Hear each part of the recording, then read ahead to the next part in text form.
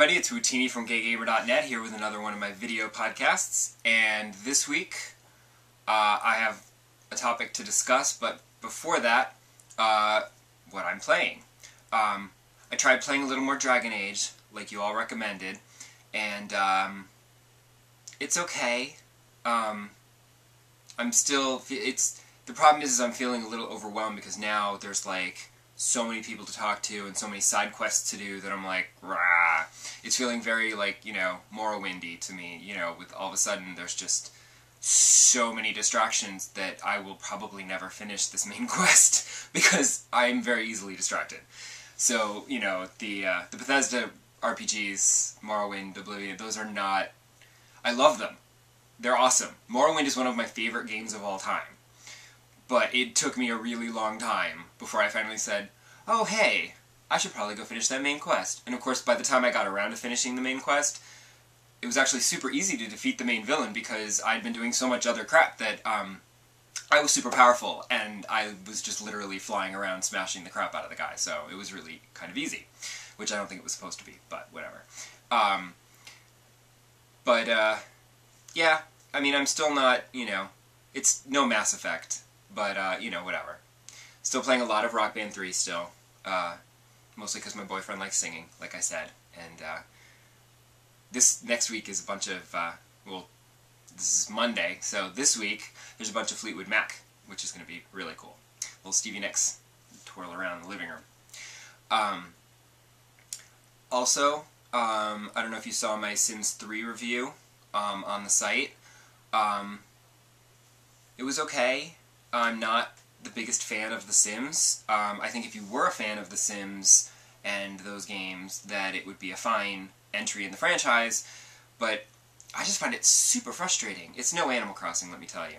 Animal Crossing is more my speed, where it's a little life sim, but it's very casual, it's very easy, it's very simple, people will move away if you don't talk to them, but, nobody's gonna die, and nobody pees themselves, and your house doesn't break down every 5 seconds. And that's why I find The Sims really frustrating, because you can't actually do anything fun for more than 5 minutes before the sink breaks, the shower leaks, the TV explodes, the house catches fire, you get robbed. It's just ridiculous. So I'm like, this isn't fun. It's too much like real life, where there's all kinds of annoying crap happening that keeps you from having any fun at all. So, yeah, not the biggest fan of The Sims. But as a Sims game, it seemed like it was pretty good, because I was getting annoyed and frustrated at not being able to have any fun, because everything kept breaking down, and I had to keep eating, or I had to keep peeing, and I had to keep sleeping, and it was just, ugh. So, in that case, I guess it was a pretty authentic Sims experience on the 3DS. I have to say, I'm very surprised at myself. I've been playing some Pro Evolution Soccer to work on that review, and while Madden was just overwhelming and I did not care for it at all because I don't like football, I at least understand the rules of soccer. And so playing that, first of all, the character models are really good. The 3DS, it's actually a really good example of what the 3DS is capable of graphically. Like, the character models, they all look like the actual people. Like, I was playing it on my way to work, and when I got to work, I looked up the team and looked at their roster and their photos, and the guy really does have big ears that stick out like this and short, cropped, curly red hair. So, go figure. They're actually recognizable. But I must have looked a complete idiot on the subway, sitting there, going, ooh, ah, I always make fun of people who get all into sporting events. Now, if I was watching it, I wouldn't be doing that. But since I'm playing it, I got a little into it. But it's pretty cool. I quite like it. So look for a full review coming soon on the site.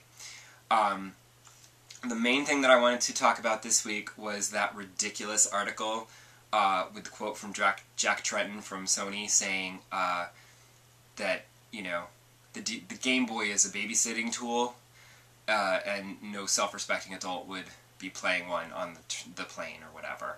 And, yeah, that's kind of ridiculous. I kind of feel like, yes, he might have maybe been taken out of context or misquoted or something, Because that just, it reminds me of that awesome CNN review of the 3DS that I posted the video of on the site a while back, where he was talking about, you know, it uses cartridges like the Game Boy and the stylus that hasn't been seen since the Palm, and it's like, the DS took over the handheld market, and people aren't acting like it exists for some reason. They keep talking Game Boy. Although I feel like that's like when you say Kleenex instead of tissue, you know, like, you just say Game Boy. Like, there was a time when people would just say, I'm going to play Nintendo. It didn't necessarily mean you were playing a Nintendo game. You just, Nintendo became the word you said instead of video games. So,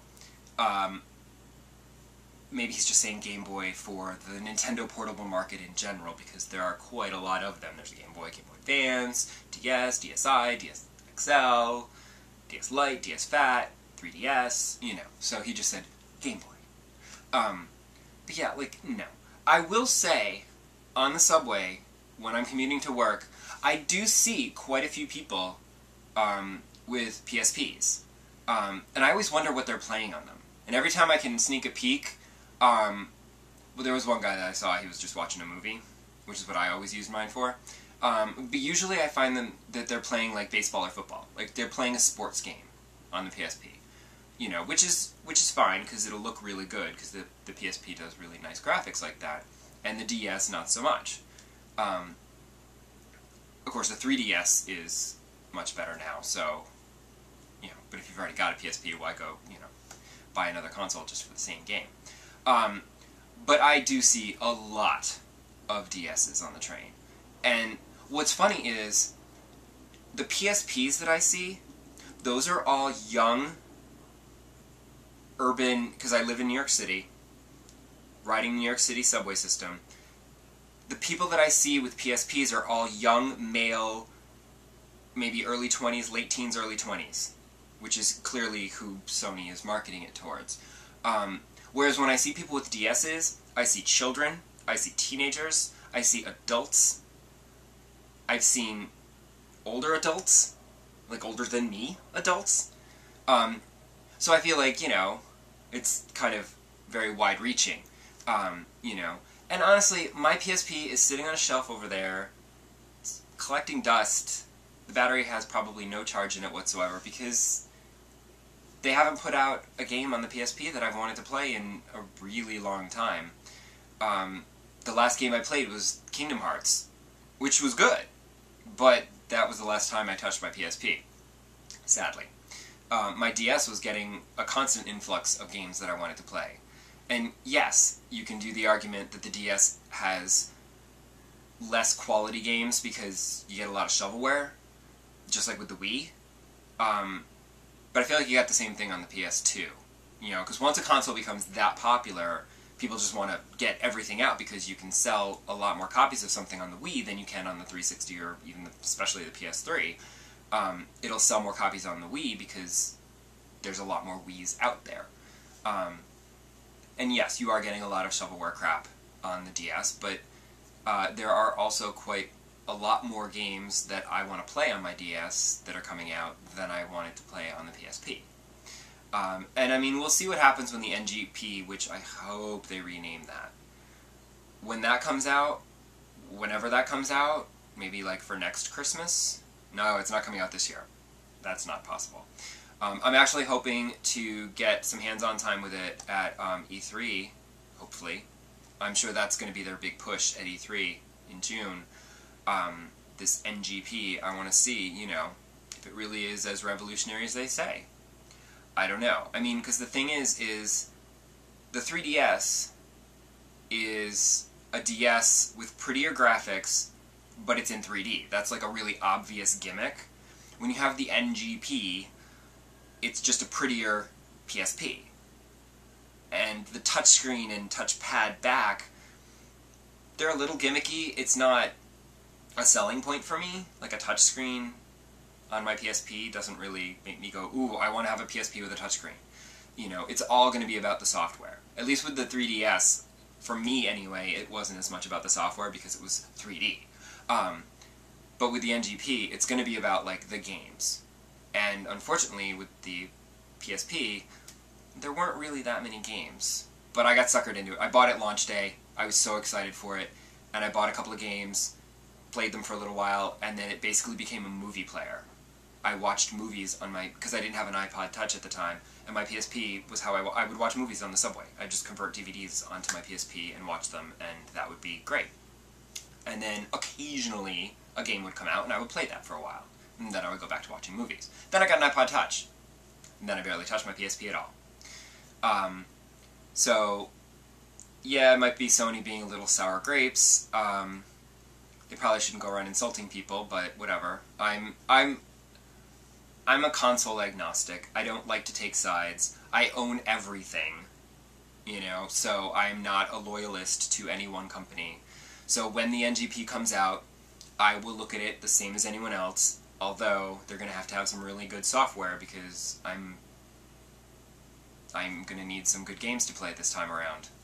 We'll see what they can pull off. Until then, I remain Wootini from GayGamer.net. Enjoy, and I will see you next week. Bye-bye!